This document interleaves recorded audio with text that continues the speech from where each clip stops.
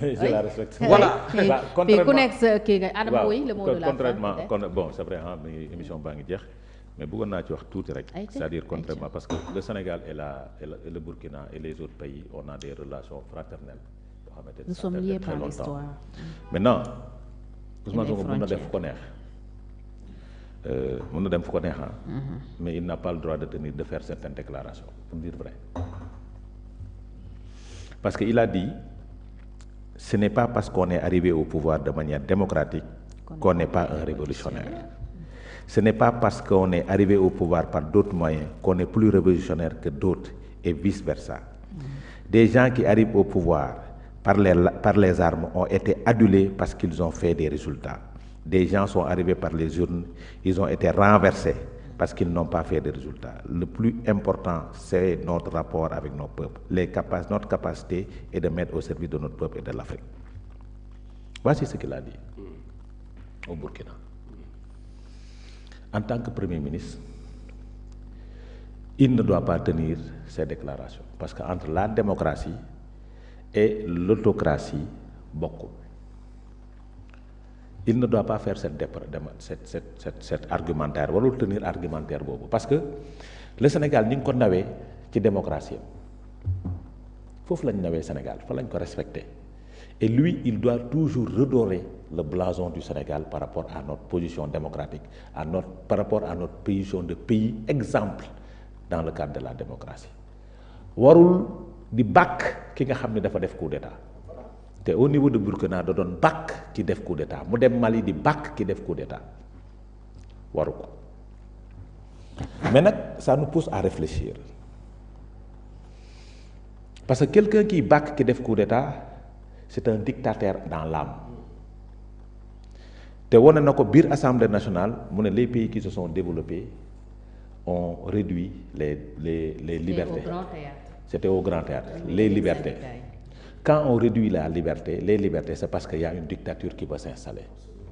Maintenant, est-ce que Ousmane Sonko ne tend beaucoup vers une dictature qui ne dit pas son nom? Parce que tenir ces propos-là devant des putschistes, tenir ces propos-là au Sénégal, dafa am fu ñu xel fu muy jëm mooy l'homme Ousmane Sonko. Je ne parle pas du Premier ministre, mais l'homme Ousmane Sonko. Quel type de gouvernement ou bien de pays il veut diriger dans ce pays-là? Un pays boo xamante ni dañuy restreindre les libertés, empêcher nit ñi wax ay droits, parce que aussi ça se comprend ce qui se passe présentement dans ce pays-là. Parce que soo defee lecture globale par rapport à ces deux déclarations da ngay gis ni c'est normal qu'on soit dans cette posture-là. Que ñuy def des arrestations pour restreindre les libertés parce que personne n'a le droit de dire ce qu'il pense. Maintenant sur le plan diplomatique li ma ciy wax mooy su ñu demee bay poser yenn débat yi c'est parce que le Sénégal dafa rétrograder sur le plan diplomatique parce que ñun ñoo nekkoon locomotive au niveau de l'Afrique de l'Ouest. Le Sénégal était la locomotive au niveau de l'Afrique de l'Ouest moo doon diriger d'habitude chef d'État yi ñu mës a am yépp ils étaient au devant de la scène pour diriger et donner les orientations ñoom ñoo doon joxe le là mais malheureusement avec l'avènement de ce pouvoir-là sur le plan de la diplomatique nous sommes relégués à la 52e position et ça c'est pas normal. Ça veut dire que war nañ mën a defaraat suñu taxawaay panafricanisme oui souverainisme oui mais nous devons refuser di teg bët ay réew yoo xamante ne ñoo leen romb bu yàgg plus de 5 décennies soxna si Burkina Faso dañ ko rawee 50 ans Mali dañ ko rawee 70 ans ñun ci yeneen pays c'est-à-dire les pays maghrébiens la ñu waroon teg suñu dëkk suñu bët ak vers l'Afrique du Sud que ces pays-là de l'Afrique de l'Ouest parce que nous devons tendre vers un développement. Nous devons tendre, c'est-à-dire, il faut un chef d'État doit faire rêver. Mais si tu as des limites, tu as l'impossibilité de faire rêver à ta population, tu le pousses vers la dictature. C'est-à-dire, à mon élément boo leen rêver loo pour ñu mën a xalaat ni ñun d'ici 2 ans man war naa mën a yokk quoi xam nga le fameux slogan de Macky Sall la yoonu yokkute il faut que sénégalais bi sentir ni man d'ici 1 an war naa mën a yokk man. am yaakaar mais sénégalais bi doo ko def dans le carcan d'une misérabilisme boo xamante ni dafa ne warul dund yenn situation yi te malheureusement Fatou vous savez dàll yooyu ñuy sol ñoom dàll yooyu yu weex yooyu ñetti seex yi les 3 prisonniers là ñu nekk ci bopp réew mi dàll yooyu baadoolo du ko sol ku misérable comme fi ñu yóbbu du ko sol et pourtant c'est ce Ousmane Sonko là qui nous avait dit fii à la rue 11 chez les Woudé que dàll yi ñu sol Sénégal lañ koy defaree suñu soo leen ànd ak man yéen artisans yi dama leen di dooleel. Est-ce que ça veut dire que warul sol leneen? Non attends mi ngi fallu il est allé s'habiller en c'est-à-dire ay dàll yu jar presque très cher quoi. voici des situations yi nga xam ne dañu fa bëgg mettre ñun bëgg ñu yóbbu ci niveau Burkina Faso bëgg ñu yóbbu ci niveau Mali des gens yoo xamante ne Fatou nag man je viens de comprendre pourquoi on nous parle de la rationalisation des partis politiques. Mali amul parti politique dañoo dissoudre parti politique yi. Ils veulent nous tendre vers ça c'est-à-dire nous sommes un pays démocratique. Nous sommes un pays de démocratie. Mais la rationalisation des partis. J'ai dit la restriction des libertés. Ce n'est pas effacer les sites internet, les médias de masse, les médias sociaux. Je suis d'accord. La restriction, la limitation des partis politiques ne signifie pas dissoudre tous les partis politiques. Parce que c'est un droit d'association, constitution moo ko maye. Mais est-ce qu'on veut nous faire tendre vers ça? Su nekkee on veut nous faire tendre vers ça parce que le constat est là. Ousmane Sonko il est parti dans tous les pays dictatoriaux yi nga xam ne dictateur moo andi seen pays am na de dictature. Rwanda ñoom ñooñu doon wax ni Kagame n'est pas une référence fii ba ñuy nekk pouvoir. 4e mandat. mu ngi ci 4e mandat moom il est là, il est allé là-bas. Représenter le président. Oui, même Mali il est allé représenter le président de la République. ñu waajal 5e mandat sax. Du n'est-ce pas? Il est allé là-bas ñoom ñooñu doon wax Kagame n'est pas une référence. Il est allé au Burkina, des putschistes. Il est allé au Mali, des putschistes. Il est allé en Gambie, pays c'est vrai fraternel hein, mais pays boo xamante ne am na coup d'état. Il est allé en Mauritanie, pays yooyu am na coup d'état. Partout yooyu parti il n'est pas parti dans un pays boo xamante ne démocratie moo fa installé wu. C'est quoi sa relation avec les putsch?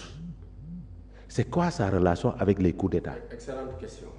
C'est ça la réalité. Il y a une fascination. C'est-à-dire, pourquoi lui, il doit rêver à ça? Voilà, c'est ça la question. C'est-à-dire, au lieu de rêver à une accession de pouvoir par la démocratie, lui, il rêve à un pays où il y a un coup d'État. Mari d'Italie, 11 billahi min shaytan rajim.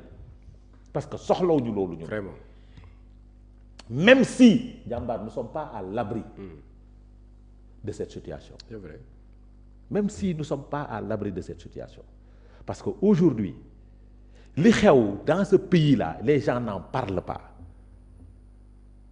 Il y a la rébellion qui avance dans la Casamance. Kenn du ko wax. Parce que boo su ko fi wax ne. Presse bi sañ ñu ko wax. Ku ci wax ma tëj la kaso. Presse bi sañ ñu ci wax. Aujourd'hui, des militaires sont kidnappés. Oui. Des militaires sont assassinés. Les gens n'en parlent pas. Te amu fi woon ay jamono. C'est avec l'avènement de ce pouvoir-là qu'on a vu des gens oser faire monter un drapeau dans le Sénégal. Les gens n'en parlent pas. Personne n'en parle. Ci sama fi nga xam ni fa laa dëkk fa laay ndamoo fa laay bàkkoo personne n'en parle. Pourquoi ces gens-là osent poser ces actes-là dans notre pays? Def déclaration. On nous dit qu'on a signé un protocole de paix récemment en Guinée-Bissau. Récemment. Et sur les points, on a signé, il y avait accord que sur 3 points. Nous avons dit au Sénégal. Ce que nous devons faire en tant que Premier ministre, natif, il n'est pas natif de la zone, fils de la zone, c'est de prendre à bras le corps l'affaire de la Casamance pour que Jàmm ray fa. Parce que nous, on a besoin de passer la Tabaski tranquillement. Hein. On a besoin que nos militaires soient tranquilles. On a besoin de ça. Les gens ont peur de prendre la route la nuit parce que nous ragal ñu kar leen. Il y a des attaques armées il y a des attaques à main armée c'est-à-dire ce spectre là qui existait du temps de la rébellion mi ngi commencé di sonal nit ñi nga xam ne dañu bëgg a voyager pour la tabaski il faut que l'État lui en tant que premier ministre et fils de ce terroir là mu jël l'affaire à bras le corps parce que bëggul nit wax ci man nag en tant que doomu Kaasa dama ciy wax mënuma tere ma wax ci parce que doomu Kaasa la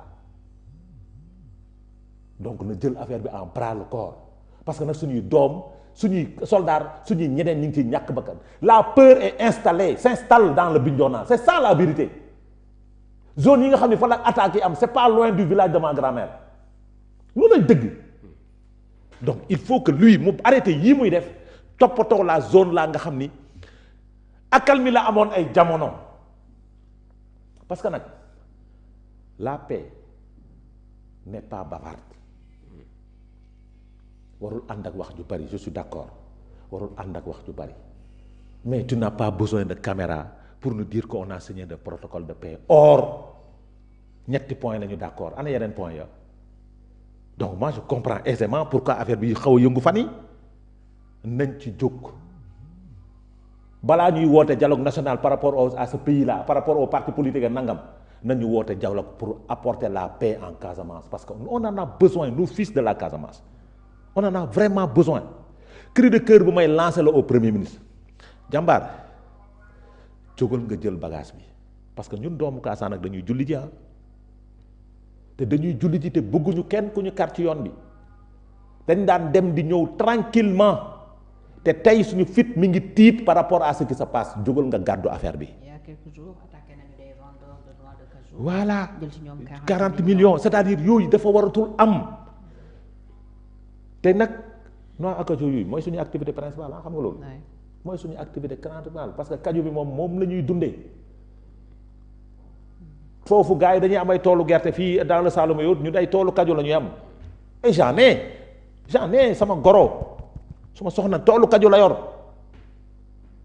donc suñu activité yooyu la ñu am suñuy mënee suñuy activité nag ñuy am peur pour def activité nangam sangam c'est parce que la paix ne s'installe pas maintenant moom en tant que doomu dëkk boobu doomu zone boobu doomu Kaasa na jóg mu teegu su ma xamoon nu ñu koy waxee ci Jawla sax dama ko koy wax mu dégg mais malheureusement xamuma maa ngi je suis en train de chercher les mots donc Ousmane jógal nga taxaw ci. dañoo bëgg julli te dañoo bëgg julli dans la paix jàmm ji nag Macky Sall mayoon nañu ko doxoon na ci ba mu am heure bi mu jëm moo gën ngay dem di Burkina Faso di xoole ay processus yoo xamante ne amuñu njëriñ moo tax moo gën ngay dem feneen ak feneen di xool ñoo xamante ne amuluñu njëriñ ñun suñu jàmm réew bii la ñu soxla parce que nag les processus on en a marre quoi on en a marre ces attaques là on en a vraiment marre Fatou ku man cri de cœur boobu laa amoon parce que Fatou damay julli ji. dama rek jàmm ñëw jàmm. yow te bugguma dara laal ñuy julli ji ci yoon bi gàcce nga laa ma non militaire les forces de défense non militaire gàcce nga laa ma ñoom parce que il fut des temps nag suñu daan nelaw ñoom ñoo taxaw mais aujourd'hui tey suñuy nelaw ñoom ñoo taxaw mais aujourd'hui y a des attaques am na ñu ñu kidnappé am na ñu ni nangam nañu bàyyi loolu ñu fexe nañu toogee waxtaan monsieur le président de la République waxtaan oui mais nañu waxtaanee Kaasa ba jàmm dellu su fa moom moo ma gënal dialogue politique bu ñàkk fayda bii nga xam ni su la neexee nga ne rapport Sénéri nu mu tuddati Sénéri su la neexee su la arrangé nga jël Sénéri su la arrangé wul nga bàyyi Sénéri parce que pour jàppal dialogue bi sur les questions da ngaa jël les questions de Sénéri pour les réformes institutionnelles jëloo la conclusion des Sénéri. sur la justice jëloo la conclusion les conclusions de la Sénéri xoolal bu la ci neex rek nga def ko ci mais ñun wax dëgg si yàlla bëgg nañ jàmm Sénégal ko bëgg nañ jàll ca Kaasa bi. waaw parce que nag xam nga Adama Fall laal na ko léegi xam nga les questions